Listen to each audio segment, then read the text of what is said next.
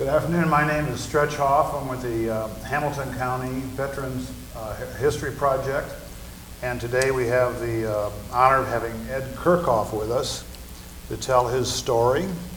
And this is all about you. So we'd just like to hear your adventures and where you served and how you got into the service. Okay. And whatever you care to do. I can do that. I got a lot of memorabilia here. I'll show you.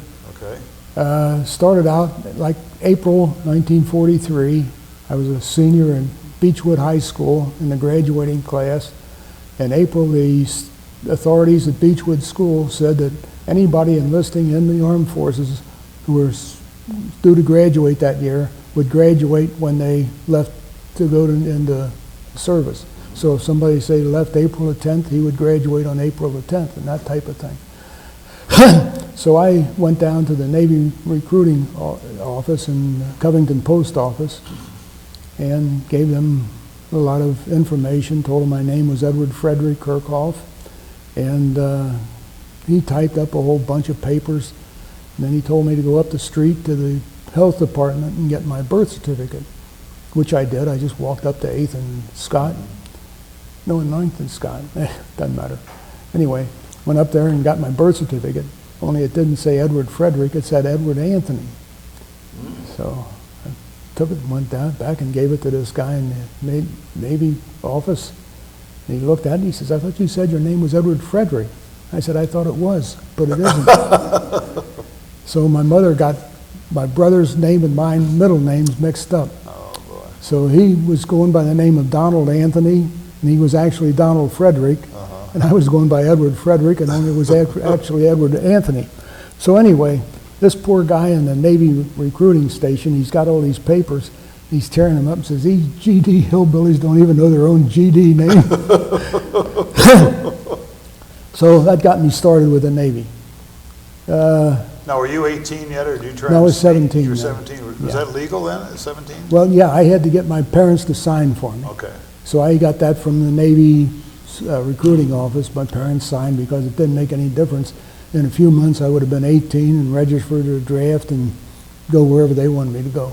So I'd rather go to the Navy. Yeah, my parents signed for me. Okay. And at this time, the Navy didn't do anything. They didn't pick me up or anything. So I went down there in May and tried this again. So then they sent me down to Louisville. I thought they'd send me over to Cincinnati, but no, it's a different naval district. So I had to go to Louisville. So I went down to Louisville, stayed at the YMCA for a night, and came back. Nothing happened.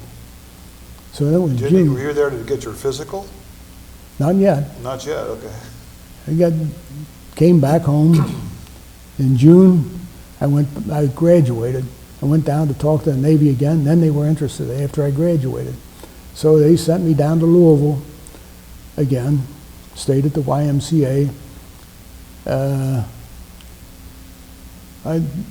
They told me I would be going into the service then if I passed this physical. So my dad that morning took off for work. I kissed Mom goodbye and I walked up to the streetcar line, about a half a mile, took a streetcar down to the Covington Navy recruiting office. They gave me a Greyhound bus ticket. I walked about a block up to the Greyhound bus depot, got on the bus, went down to Louisville. Again, they put me up in the YMCA. And they told us that the next day we'd be taking a physical and be prepared to go into training. So that's what happened. I went, stayed at the YMCA. Next morning we got up early, got fed, and went over to the Navy, I don't know if it was a recruiting station or what it was. It was a big stone building. They took us into a big room, it was like a basketball court. And they had boxes all very orderly put on the floor. They said, "Well, stand by the box and note where the box is." They had them listed A, B, and C, and so on, and then down the other way, 1, 2, and 3. So you'd have to know where your box was, say B4 or something like that, and you know where it was. So they said, be sure to remember that. So we walked in there, and they said, okay, strip down. You take all your clothes all the off. way. So we did That's what the box was for. put our clothes in a box, start naked. Started through the physical down there, and it was a comprehensive physical. And I guess the physical took an hour and a half, 2 hours, something like that, yeah. And then when we finished with the physical, we went out through the back door, back to that room, found our box, got dressed again, ate something, and then we stayed in that big room. And there was a Navy officer got up to the podium on this little stage affair they had. He said, now he's going to administer the oath. He said, after the oath, you guys are in the Navy. So he starts out, raise your right hand. Everybody raise their right hand. Repeat after me, which everybody did.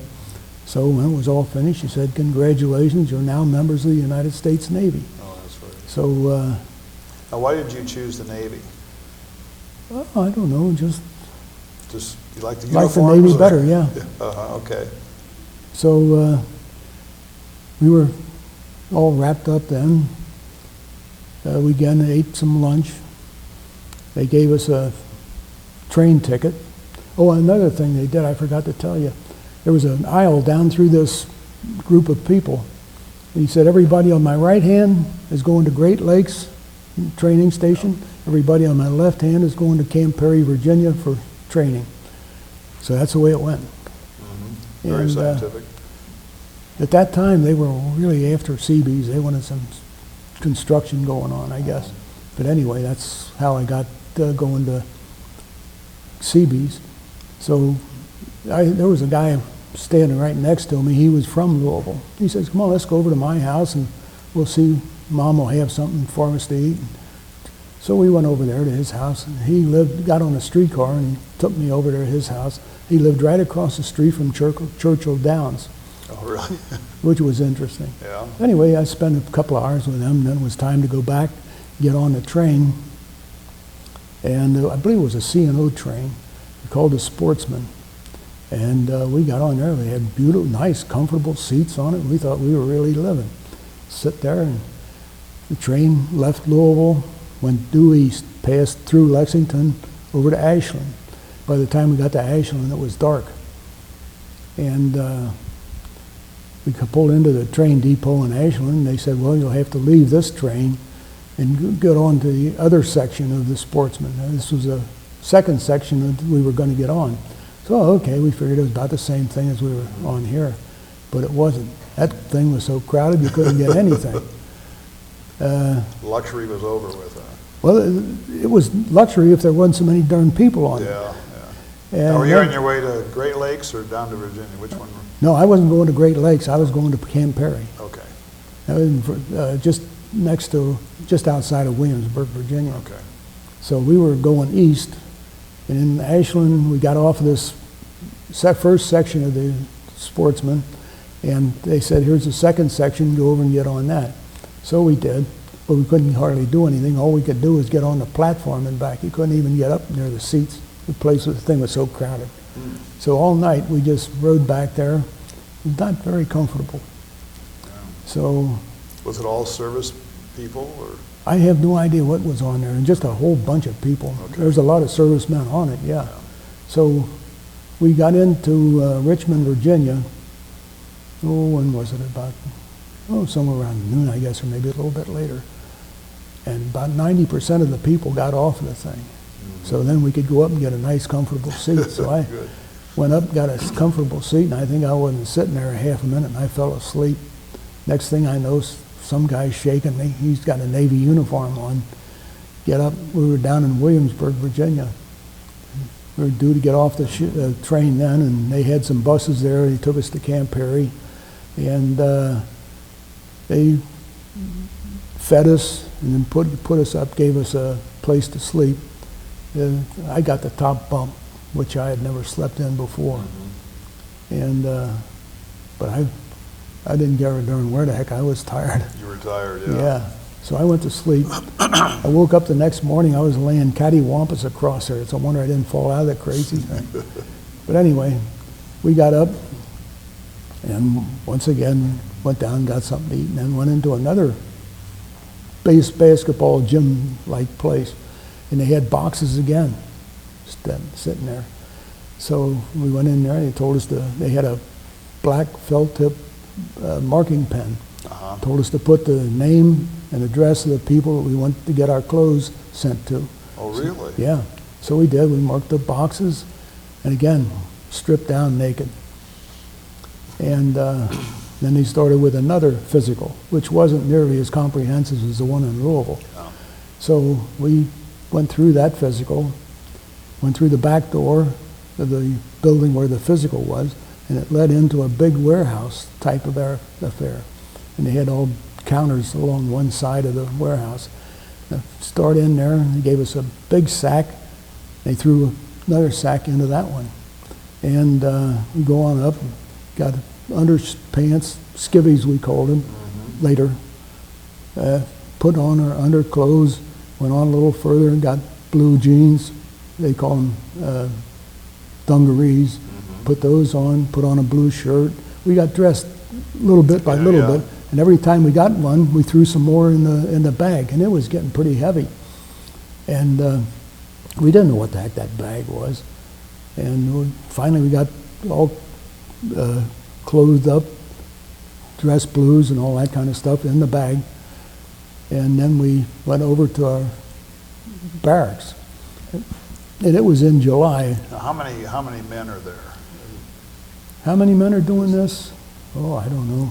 A couple hundred, or? No, not quite that many, 50, 60, okay. something like that. Okay.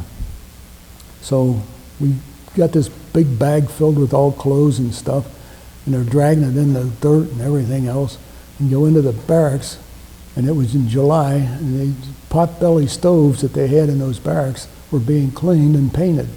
So we went in this barracks, and they had just painted these stoves black, and they're dragging these bags along. They're all getting black paint all over them, not paying any attention to it. So in a little bit we find out what that black bag was. It was a mattress cover. And it better be nice and clean. Oh boy, they had a big problem. Yeah. So okay, we stayed in 1 month. We were doing close order drill, they called it. The Navy instructed that. So we did that for a month, learned how to march and do all that, and we went out onto the rifle range and do that kind of thing. Now, at this point, did you know you were in the construction Oh battalion? yeah, Okay. yeah, it was Seabees. That's what this Camp Okay. Perry is. It was a training base for For Seabees. Seabees, Yeah, okay. yeah. And so the first month we finished that up. We were restricted to the very small area where we were for one head and 4 barracks. We weren't allowed out of that area except for training or whatever they wanted us to do. But on our own time, we weren't allowed out of that area. On the second month, we were trained by Marines on extended order drill, they called it. We were out in, it was more or less infantry training type stuff. We were out in the woods, crawling around on our bellies and stuff. And it wasn't bad, but the chiggers loved us. Oh, this was what, about in the middle of summer sometime? It was in July, yeah. Yeah, okay. Oh, the chiggers loved us. No, this was August, I take it back. It was a little, yeah. August, yeah, 43. This is bad. Yeah. So anyway, they were trying to figure out how to get rid of chiggers. Guys were dumping Clorox on it and doing everything they could think of to get rid of it. Those things would drive you nuts. But anyway, we finally got over the second training month, and first part of September, we got all dressed up in our whites and put on our puttees and went up to the parade ground. They had us all in company divisions or whatever you want to call it, marching around. We marched up there. They had the camp band up there, and we marched around, did a pretty good job of it. And Admiral, I guess he was, I don't know, made a talk to us. He said, "You guys look pretty good." And he said, "You are now commissioned as 112th NCB." So that's where we got our commission there. In August of 43. No, it was probably first part of September. Okay. And so then we got a 10-day leave, went home for 10 days, came back to Camp Perry. They put us on a train They didn't say where we were going or anything. And got on the train, things heading north. And while we're on the train, they said, well, you guys are going to need your turtleneck sweaters and your watch caps. Keep them handy. Keep them handy. They were in our bags up in the baggage car.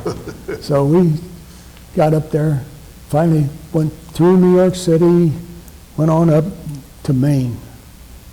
A camp called Camp Lee Stephenson. It used to be a 3C camp called Quoddy Village, but then the Seabees took it over, and we were probably the first ones there because there was nothing there, but it was different. They didn't have barracks. It was like the buildings were like apartments, I guess you'd call them, and it was quite different. We liked the frozen that crazy place up there. So you went from the heat of Virginia up to freezing in Oh man! Maine. Well, we were going up there. We were going through Vermont. It looked beautiful going through Vermont, and latter part of September, beautiful. Got up there in October, up to Maine in October. It was getting pretty cold. By the time it got to November, it was getting darn cold. Yeah. And we thought the Navy should give us some cold weather gear, but they didn't. We couldn't figure that out. So we were only up there, well, about the middle of December. They tell us to get our bags packed, have them down to get loaded on the truck. Going to put them on the train. Where the hell's the train? Where are we going? Up further north? They never tell you where you're going. No, they never did tell us where we Yeah. were going. They wouldn't even tell us even very much beforehand that we were leaving. Yeah. Just that morning, say, pack your bags and get down there. Yeah. So, okay, we packed our bags up, had them down on the first floor, loaded on the truck, and this is about the middle of December. And the truck pulls away and they load that on, I guess they loaded it on the train.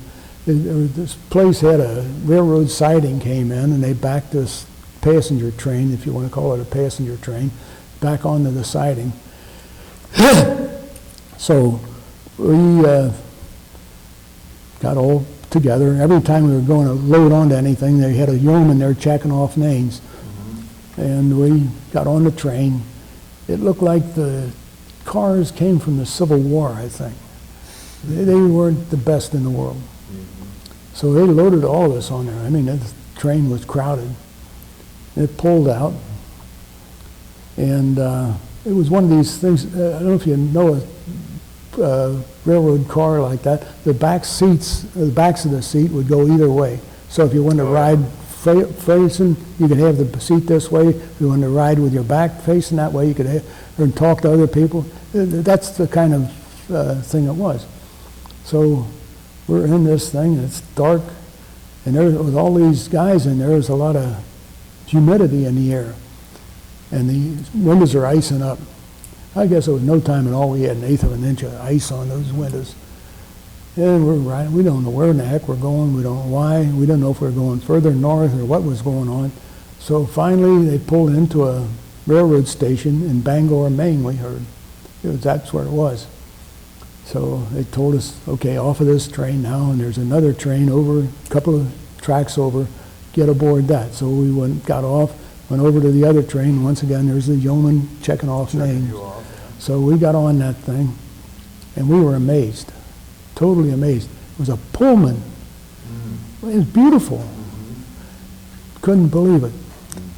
So we got on that thing, and you didn't pick your seats, you were assigned seats, so I was assigned to this seat, and there was another guy with me, and we were getting pretty darn hungry at that time. We hadn't eaten in I don't know how long it was.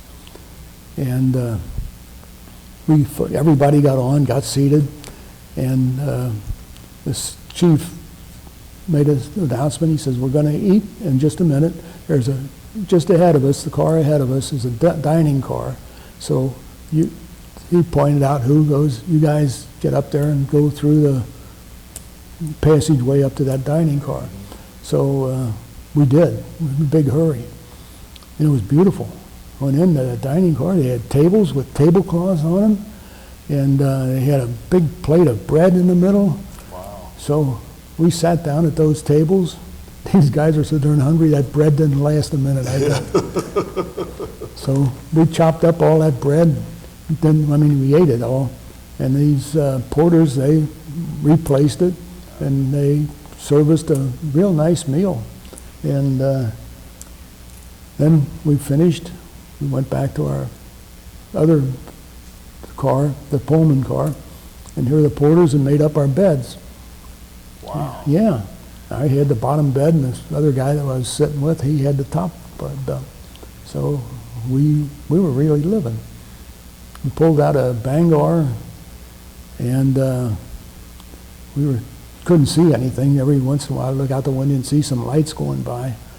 And the next morning, I woke up and I asked the porter where we were. Oh, he said, you're in upstate New York right now. So we angled off from Maine down through New Hampshire and Vermont and into upstate New York. Well, angled off down through upstate New York into Pennsylvania, through Pennsylvania down into Ohio, southwestern. Taking you back home. Well, no, I didn't get quite back that way. We did go near Dayton, but not any further south than Dayton. And then we went into Indiana and Illinois, and by the time we got to Illinois, the far end of Illinois, the western end of Illinois, was the Mississippi River.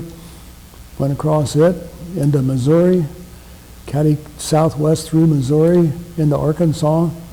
And I remember it was a Sunday afternoon. They stopped the train in this town in Arkansas, ordered all of us off to jog around the city square. How many days were you on this train? How many days were you on the train? 5, I think. Wow. Okay. Yeah.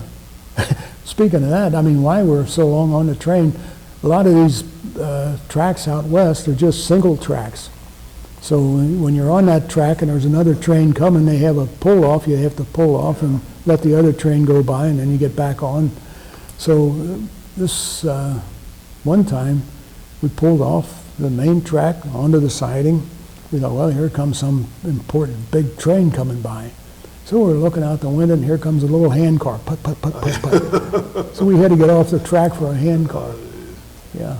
So now, are you on your way overseas at all? Or Not quite, not yet. Okay. We're on our way to Port Hueneme, California. And you took a train from Maine to California? From Bangor, Maine to Port Hueneme, California, which is just outside of Oxnard, California. That's about 50, 60 miles north of Los Angeles, I think. Okay, yeah.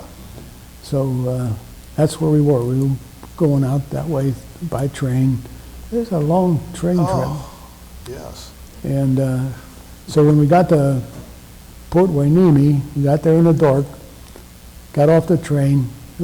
Must have been a rainy season or something. There was mud all over the place, cold, wet.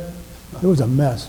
So we got into our barracks, and they had oil-fired stoves in there.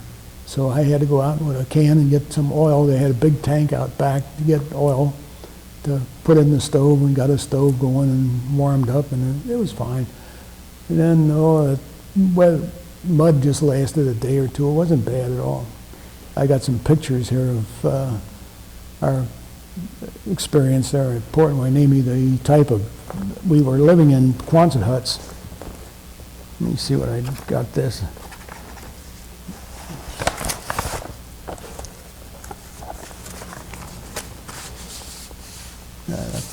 That's another. We can get to Anyway, I'll show them to you. Yeah, we can get it afterwards. Yeah. Anyway, so we were at Port Hueneme from the middle of December through January, and about the first part of February, they had a professional photographer come into the port, into the camp, took our pictures, found out they were a pre-embarkation picture. You're So finally going to go someplace. yeah. So I got the picture, and I got it at home right now. It was a pretty good picture. And, I forget what, about the end of February or early March, we got on a ship. The ship, we didn't have to go anywhere. It came pulled right into the camp. Got on the ship, and I think it was about a 6-day trip on it, going to Pearl Harbor. Oh, you went to Pearl? Pearl, yeah. Okay. On this troop ship. It was a nice trip. And we went to Pearl Harbor and went to Ia area. Yeah. And so we were there. Let me ask you a minute about Pearl Harbor. What shape was it in by the time you got there? Oh, it was fine. They had It was in cleaned good all shape, up yeah. and Yeah, they had it in good shape. operating again? No. Were the harbors open? Oh, the harbor was open, yeah. So we were there at IEA, and what we were supposed to do was to build some barracks for Marines. We were going to build 4 barracks buildings, double-story buildings, and so that's what we started doing. They got lumber in, and I guess it was about 4 or 5 days later, about half of the outfit was moved over to Kaneohe Naval Air Station. And they were the heavy equipment guys, the bulldozers and shovel operators and that kind of thing. So they went over to Kaneohe, and I stayed over here at IEA, and we were the carpenters. I was just a laborer, just hauling wood around and doing stuff for the carpenters. And on April 22nd, 1944, it was a Sunday, all of a sudden, down the harbor, there's a hell of a ball of fire went up, and black smoke, and all of a sudden, kaboom, and then the little explosions later on. And we couldn't figure out what was going on down there. And we didn't know if the Japs were attacking again or what. And, that lasted all Sunday into the evening. And there was a road that went through IEA up to IEA Heights Naval Hospital. And all day long and all night long, there was ambulances running up there. And we couldn't figure out what the heck was going on. So we turned the radio on. They didn't say a word about it. We thought, well, we'll get a paper in the morning and see what we can find out. The paper didn't say a word about it. Boy, but it was a mess. Still burning on Monday. And so the thing burned down and nobody said anything. So we finished up the barracks for But the you never Marine. found out what it was? Not until a couple of years ago. Is that right? Yeah, found out a couple of years ago what it was. They were loading ships for the invasion of Saipan with drums of gasoline and ammunition and all kinds of stuff. And somebody got careless or something, I guess, and kablooey, blew the whole shebang up. Yeah. As I understand it, the hulks of those LSTs are still there. Oh, it sunk the ships and they're still there? Yeah. Now this is from Pearl? This is in Pearl, yeah. Okay. Okay, so then They didn't want that news of that accident to get around, obviously. what's that? They didn't want the news of that accident getting around. The Navy put a lid on that, and it was classified until just, like I say, a couple of years ago. Oh, so that's how you found out it was declassified? Yeah, finally they declassified it, and we found out what happened, yeah. Wow. But we couldn't find out a thing. We got a morning paper, Honolulu Advertiser, I think the paper was called. We got that, we thought sure there'd be something written up in there, but not a word. You wouldn't think That's anything went on. amazing. Yeah, the Navy really put the clamps on it. So anyway, we finished up the barracks there at IEA, and then we moved over to Kaneohe. So over at Kaneohe, they were getting together the military training. They wanted to train the group for military. So I volunteered for that, and a good friend of mine, Harry Leitner, he was with it too. So we were in the military training department. So we got trained ourselves. They trained us on the use of hand grenades, on the 1911 Colt 45 semi-automatic pistol, the Thompson submachine gun, the BAR, the 03 Springfield 03 rifle, the carbine that most CBs had. We trained on the 30 caliber machine gun, the 50 caliber machine gun. That was what the type of armament the CBs Now this had. was strictly defense. Oh, that was, yeah, the 'cause we're CBs not- were just for not defense. offensive, yeah. Well, yeah. Yeah, we were strictly, our job was to build, and if we got attacked, we could defend ourselves. Right. That's what they was Now, all what, about. you told me earlier about what rifle was it that was used in the First World War?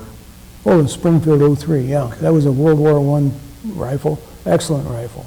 It was a bolt action rifle. Yeah, the A3 was 03A3 is what they called it. The A3 was different sight set on it. Other than that, it was the same rifle. Wow, it's amazing that Yeah. weapon from World War I. Yeah. Still It effective. was designed in 1903. Yeah, It's still an excellent rifle. yeah. So we trained on that, and then we started training the men. Okay. So we did that for, oh gee, I don't know, a few months. And the other guys were working on the airfield there. We were getting experiences on airfields. So then we were going to go to Tinian. We packed up in December, just before Christmas. I can remember this like it was yesterday. All the people, all the relatives were sending cookies and candy and stuff to the guys. And heck, we were leaving, we couldn't take it with us. Didn't have a room to take it with us. So there's a big pile of goodies on this table in our barracks. So we had like a picnic table in there that we'd use for a desk to write on and so on. But anyway, that was all piled up with all these cooks, cakes and candy, and oh yeah, it was a shame to leave all that. So anyway, we got on the heavy equipment was taken on LSTs, and the personnel were put on a troop ship, which is what I was on. I went on the troop ship, and we were going on our way to Tinian, and one morning there was 3 ships off in the distance. There was a cruiser and 2 destroyers, and keeping track with us, which didn't make a bit of sense because they could easily have gone way. This thing we were on was slow, and they could go fast, but they were keeping up with us. So we were watching and wondering what the heck's going on. And unknown to us, we were about 4 of us up along the lifeline watching these guys, and we didn't notice it, but there was a 5-inch gun just above us on the deck above us, and we were just under the muzzle of that thing, just a little bit forward of the muzzle. So darn if they didn't fire that darn thing. It felt like somebody hit us over the head with a hammer. And my ears rang like crazy. I'll bet. Yeah, they rang like that for... Were they firing at those other ships, or what was going on? Well, we found out later on they were just doing some exercises. Yeah. The ships over there turned loose some drone airplanes. There was one of them had like fixed landing gears on it, looked like a Val Japanese dive bomber. We thought we had it, and here it was just a toy. Our gunners shot it down. So it's enough to spook you. So anyway, then we went on to Tinian. I got a picture here of when we first got to Tinian, living in a pup tents. We were supposed to dig foxholes. As soon as we got there, we had this area up there, dig a foxhole. Because there were a lot of, the Japanese army was out of business on Tinian, but there were a lot of stragglers running around armed. Oh, really? So, oh yeah, there were plenty of them. So we were supposed to dig these foxholes. We tried it. We had these little shovels. Dig down about 6 inches of dirt, and then there's this hard rock coral under there. There was no way in the world you could dig so we gave up on that.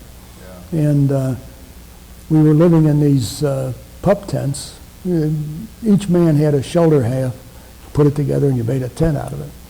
And we was just lying on the ground. We had our ponchos down on the ground for weather, but there was nothing soft to lie on. Now, what was your main job or your mission on Tinian?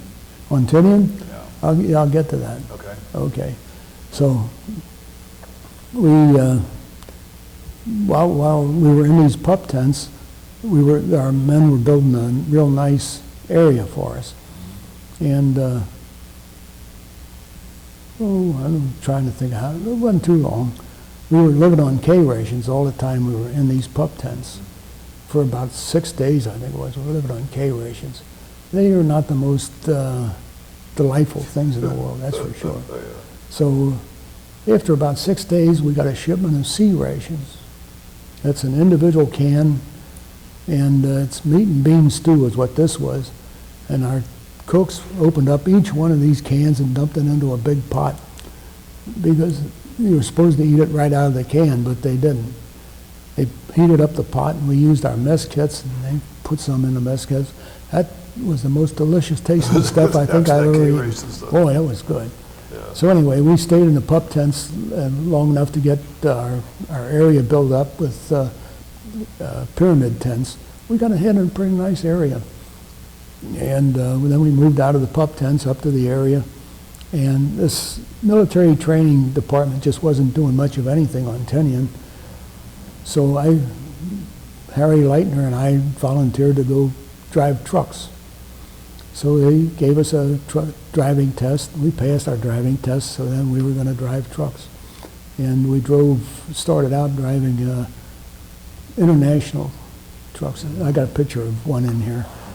It's a real good truck. It's kind of small for what we were wanting to do, so they took these Martin mats, you know, those steel things they made for quick airfields. They had holes in them. Yeah. They welded those on the sides of our dump beds and just about more than doubled what the truck could haul. So that's what we were doing. And when we first started, they were just starting on this Westfield. That was our main job on Tinian, building Westfield. So that's a runway? Yeah, it was the B-29 strip. It turned out to be 2 runways, almost 2 miles long, not quite 2 miles long. Now, is this all, so by that time the Japanese were gone from the island except your stragglers? The stragglers, yeah. Was your job, were they building an airfield then for the attack on Japan, or what was this for? We were building it for B-29s. Yeah.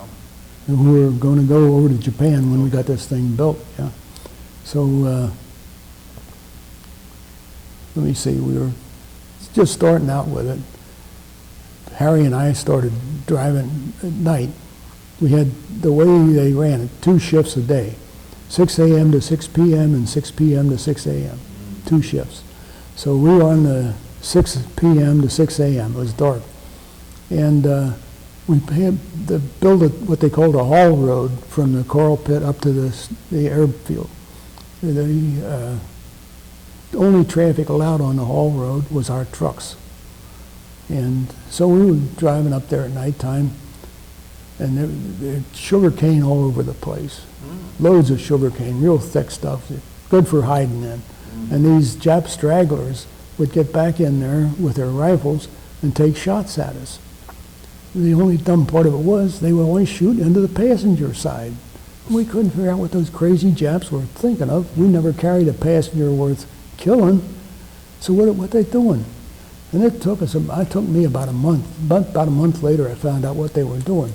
My truck was laid up for repairs and was going to be out all day, so they assigned me to another truck to water this coral that they'd put coral down and roll it and water it and roll it. So I was running a water truck. Here it turns out to be a captured Japanese truck, and the steering wheel's on the other side. Oh, they thought it was... Yeah. So those Japanese that were shooting at us thought they were shooting the driver, but there was nothing there. Yeah. So we were fortunate there. Yeah, that's good. Yeah. Now, is the runway made out of coral? Well, the base of it is coral, yeah. How thick is it? How thick is the runway?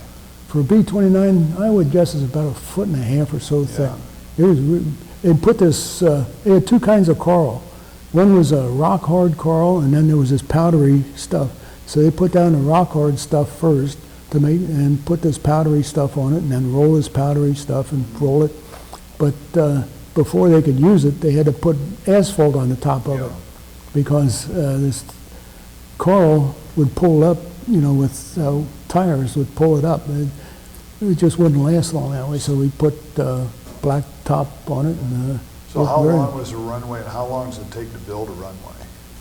How long it took us? Well, in this area, it was difficult because it was all hilly, and these hills were made out of this rock-hard coral. Okay. So we had to do an awful lot of dynamiting, and we had what they called the 30-yard dash with the trucks.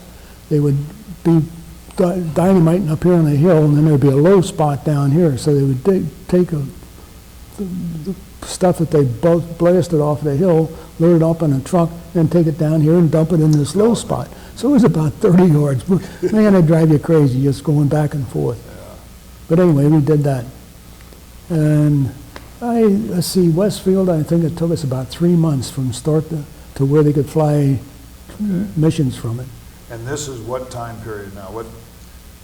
This is 44? 1945, I think. 45? Yeah. Okay. Starting about January 45, yeah. and they were flying missions off of it late March. So we did a good job with that thing. Now, did you do more than Tinian? You did some other islands too, didn't you? With Well, when we finished up on Tinian, then we went to Okinawa. okay. But anyway, there was still more to do on Tinian. The airstrips were still in process, through this 3 months. And they had 2 airstrips and 6 taxiways. And the taxiways would run up to this hill in the middle, and they just stopped because they didn't think they had time to go through those hills. But, what was it? I guess about late February, something like that. The guy, the commander that was in charge of the whole thing, said we were running way ahead of schedule, so we'll go through those hills with the taxiways. Now, this one taxiway had a huge, you can call it an outhouse, I guess. The Army calls it a latrine. Yeah. It was about a 20-holder, big thing. Oh, yeah. And it was in use for a couple of months. But anyway, so then we were going to go through that hill with this taxiway. They took the tent down, took the wooden seats down, moved it down about a quarter of a mile or so. And the bulldozer pushed dirt in on top of it. You couldn't tell there was ever a pit there. So this one night, we were driving up there. There was a road that came up to this hill. They had a gate across it until they shot the dynamite. They didn't raise the gate. So it will keep you back from all the stuff flying all over the place. So the drillers, for the dynamite drillers, were drilling all along. They drilled right up alongside of this pit. They didn't know the pit was there. They drilled down into this hard stuff. They didn't know a thing about it. It must have been, maybe 6 inches away from that pit. Yeah. Put all this dynamite down in there. And so we're sitting there in our trucks. We don't have any tops for them anymore, no windshields anymore. These trucks were used hard. Yeah. And we're sitting there waiting for a fire in a hole and boom. So the guy yells, fire in a hole, and kaboom. They blew that outhouse up. You can't, oh my golly. Stuff calling down all over us. So after that. The 20-holer, huh? Oh man, it was a biggie, yeah. And it was used by these men for a couple of months. Oh, a couple of thousand men for a couple of months. Oh man, golly. So anyway, that stuff's coming down. We're trying to dodge it, and crazy. So we had the truck drivers that were there had a motto. The stuff is coming down. The stuff is coming down. The stuff is coming down, yeah. We had a motto after that. Shot at and missed, talking about these guys shooting in the passenger side, and shot at and hit. So that was the big fun we had. Yeah. And so they finished up the runways. They were still working on the taxiways. That place had about 200 hard stands, 6 taxiways, and 2 big runways. And it was pretty close to the end of March. There was a flight of B-29s flew in to this airfield from India. And they came in. We were watching them, standing up on top of this hill. We were watching them coming in. It was great. They were all just, looked like brand new. They didn't have anything but just the factory stenciling on the side of them. And I was talking to one of the crewmen came in. He says, boy, this place is great. He said, we were from India, and the field that we had in there was, he said the only one, he called it as primitive. And he said, we couldn't believe this field when we came in here. We thought we were going to get into a primitive field on Tinian that just was taken away from the Japanese not too long ago. But here's a taxi. First-class field. Oh, first-class field. He said he was really amazed. So the next day, there were 2 B-29s anyway, put on an air show for us. I was standing up on top of this hill looking down on the airfield. So here comes these 2 B-29s flying wingtip to wingtip down that airstrip. I bet there wasn't a foot or 2 feet between the ends of their, just roaring down there. They got off the end of the strip, then they pulled off like that and the right one did a barrel roll off to the right, and the other left one did a barrel roll off. I thought, my golly, doing stuff with a B-29 that fighter planes do. Wow. Yeah, that was great. Now, is this about the time, what month is this you're there? Is This was probably March, in 45? 45, yeah. Okay. The question I was going to ask is, Roosevelt died in April of 45. Yeah. And do you recall that, where you were? And, I was on Tinian. Yeah, I and, remember that, yeah. Did you get the word pretty quickly? Yeah, we got news, yeah. Yeah. Yeah. But, you know, I watch television now, and they say everybody was so, the men over there were so downtrodden and all that. I never picked any of that up at all. I mean, in fact, we got 4 cans of extra beer. When FDR died? Yeah, when, I don't know what the reason was, but when FDR died, yeah, we got 4 extra cans of beer. Huh. So, but anyway, I didn't detect any of this weeping and gnashing of teeth stuff over there. Oh, okay. So, yeah. Well, then Hitler died shortly thereafter. Who did? Hitler. Yeah, but that was over in Europe, but yeah. I mean, did you hear about that pretty timely? Because that was just, the next month, or the same month. Uh-huh. There was about 2 weeks separation of Yeah. their death. Yeah, speaking of that, we had a guy on our outfit. I've got his picture, 2 pictures of him. He was a World War I vet, and he was working with us. And when the war in Europe, when Hitler conked off, he was allowed to be discharged. So I got a picture of him as he's going off to be discharged. Okay. So, yeah, I mean, that guy, a World War I vet.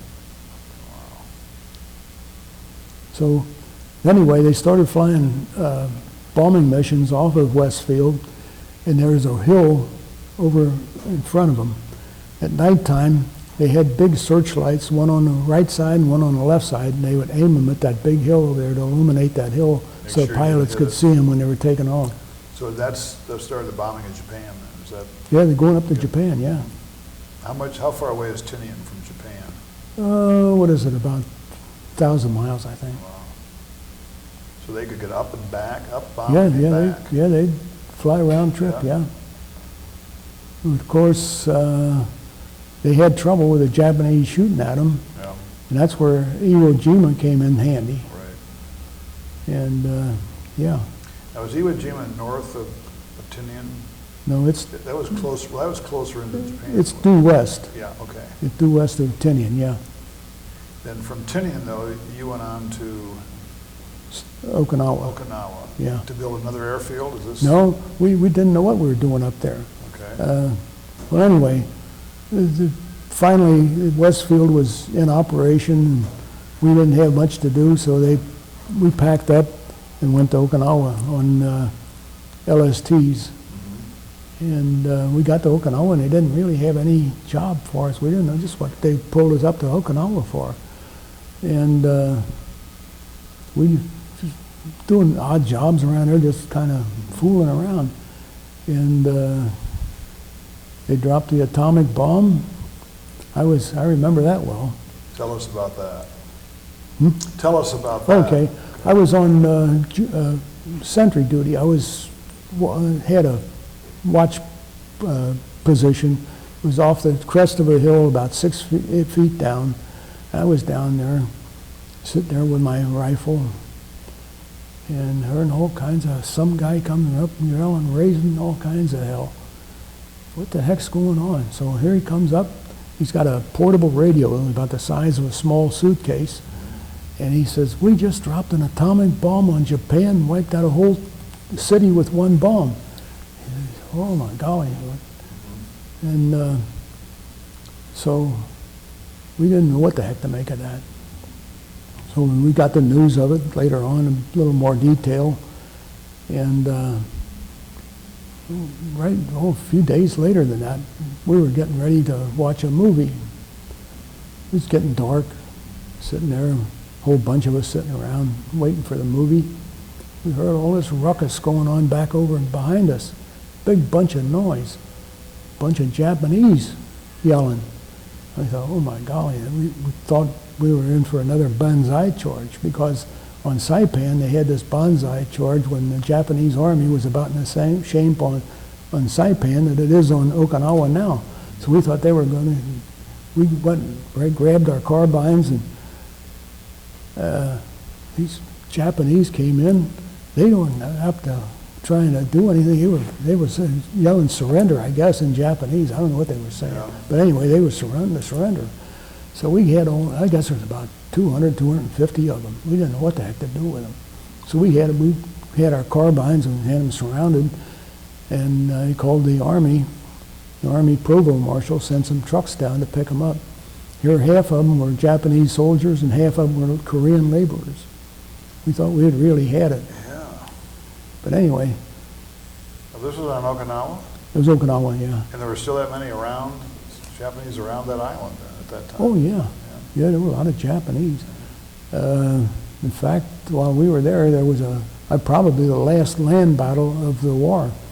I was telling you about this picture I've got of this Japanese man woman that I picked up off the ground about a few inches away from the outstretched hand of a dead Japanese soldier.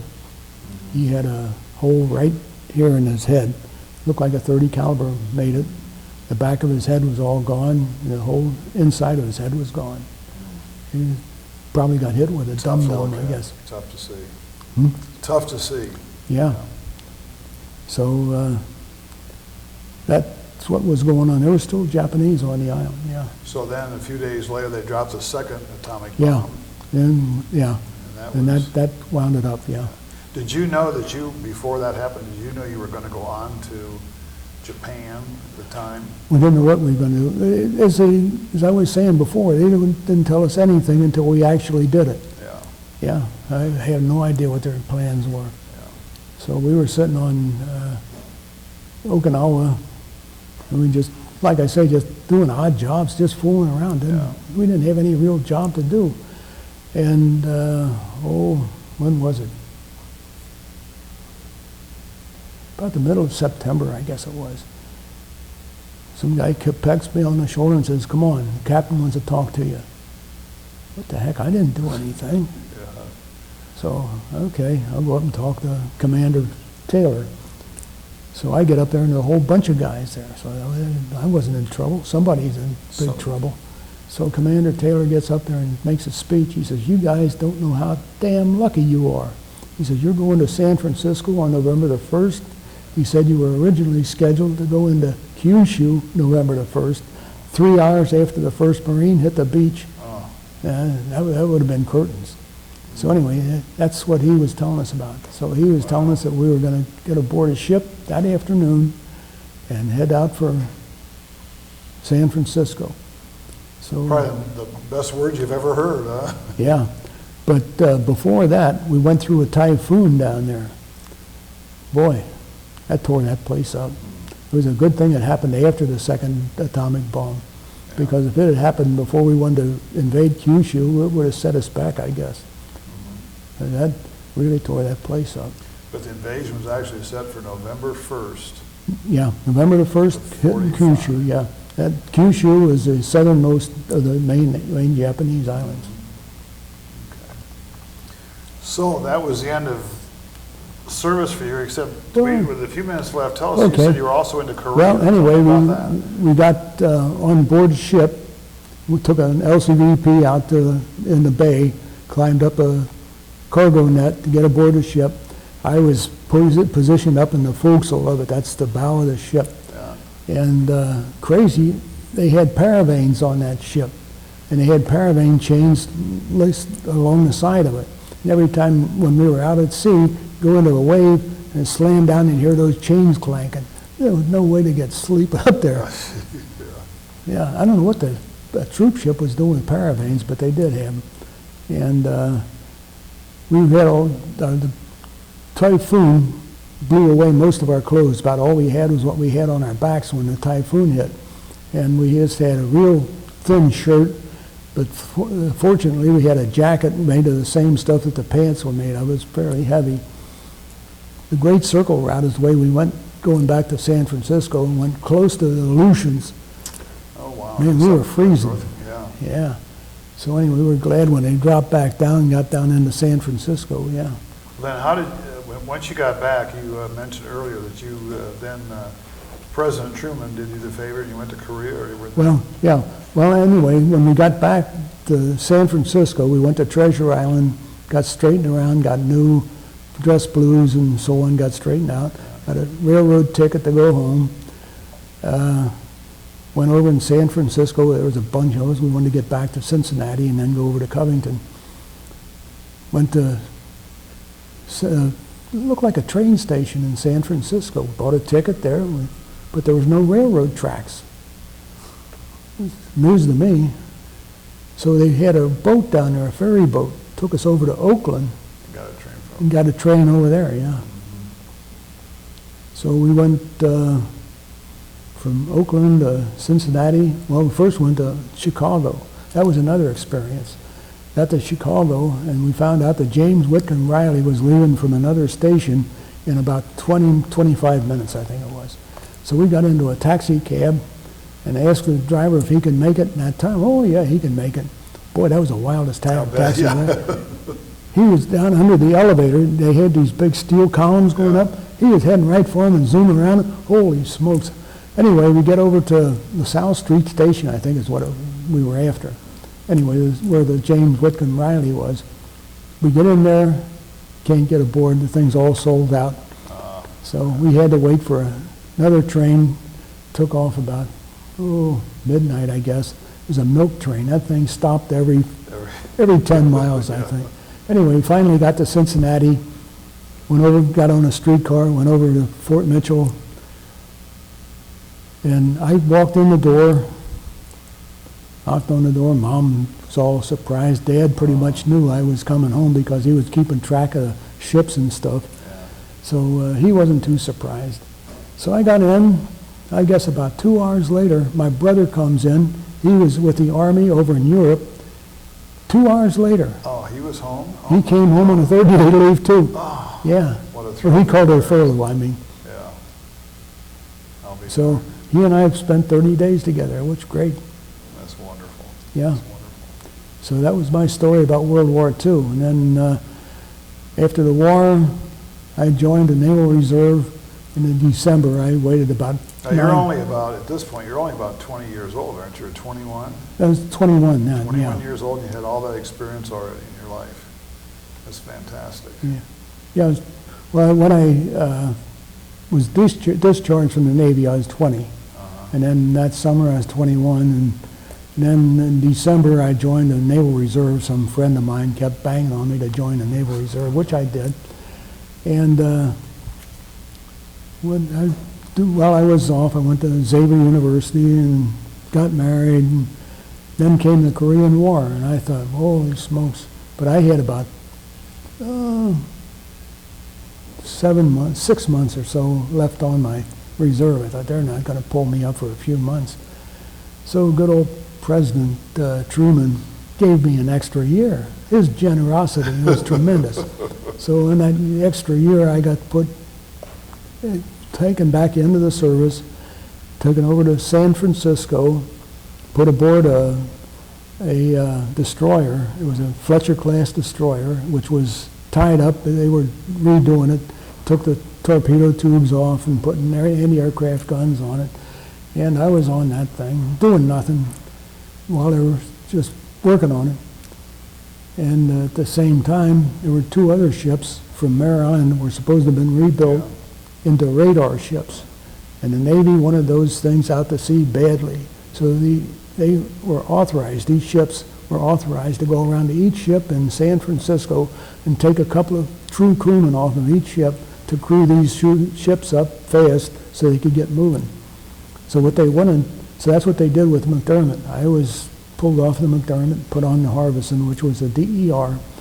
It was radar, totally made over ship, but it was fast, slow. It was a diesel-powered ship, very slow. And we went down the coast, we pulled out of San Francisco. Before we got to Los Angeles, one of our engines went out. So that wasn't too bad. You got 3 engines, and we can make it on 3 engines, no problem. So we went down to San Francisco, pulled the Liberty in there, and went on down to Acapulco. pulled into Acapulco Bay. Nice duty. Well, yeah, there's some stuff going on there Yeah. too.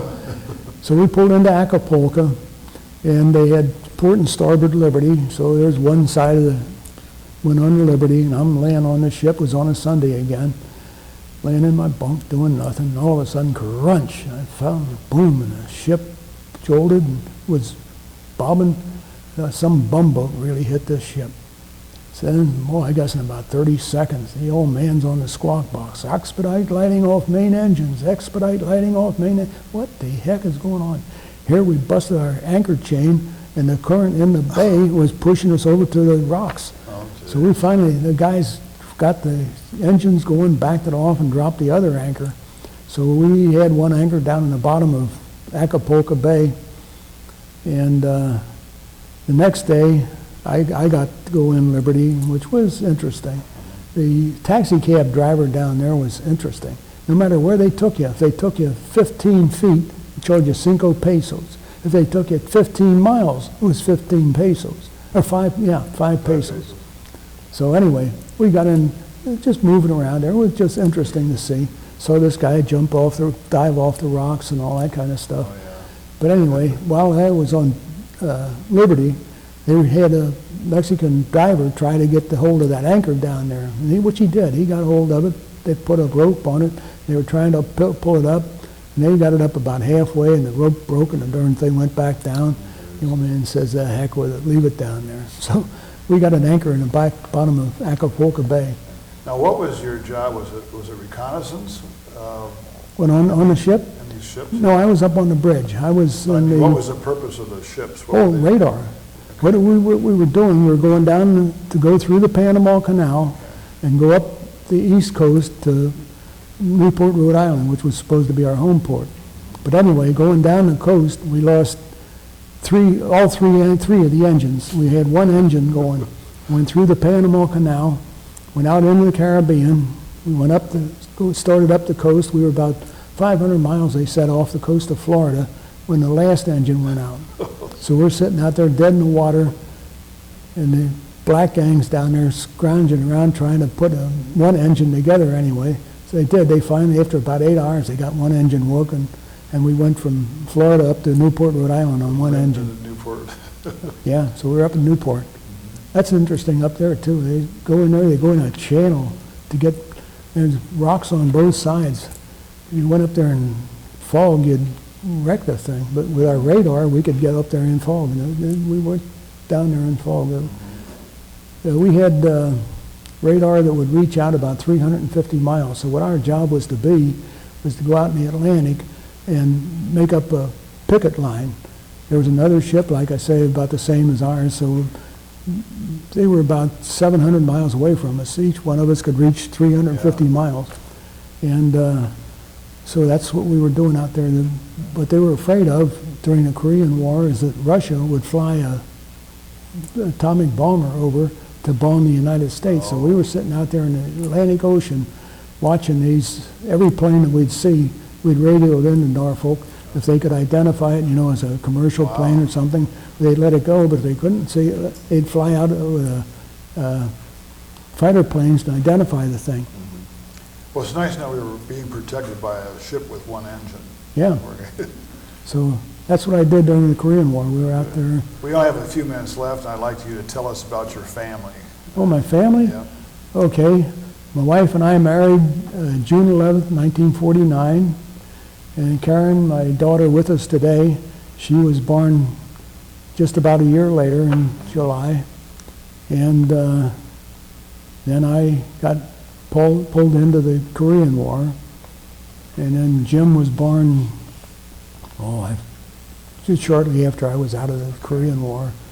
And then I went to work at a DuPont plant down in Charlestown, Indiana, making smokeless gunpowder. And I was down there for about a year. And when the Korean War was over, that place shut down. And we moved back up to Park Hills. And my daughter Betsy was born. And then we moved up to Mason, Ohio. I had a position with the Drackett Company, they had a soybean processing plant, which I was working on. And that was interesting. They sold, and then Drackett sold that to ADM, and ADM shut it down. And then I went to Emory, I guess it was, Emory Industries. So you had, you were saying earlier, you had 7 children and... 7 children, yeah. How many grandchildren? Oh, I got about 15, I think. And got 5 great-grandchildren. That's wonderful. Yeah. That's wonderful. Well, I tell you, we are sure grateful for your service, and it's been a very interesting discussion. And I'm glad that you didn't get involved in the invasion of Japan, which I'm sure you were. Yeah, I'm glad I got out of that one. Yeah, yeah. But thank you very much for your service. You're welcome. And thanks for today. Whoops. Yeah.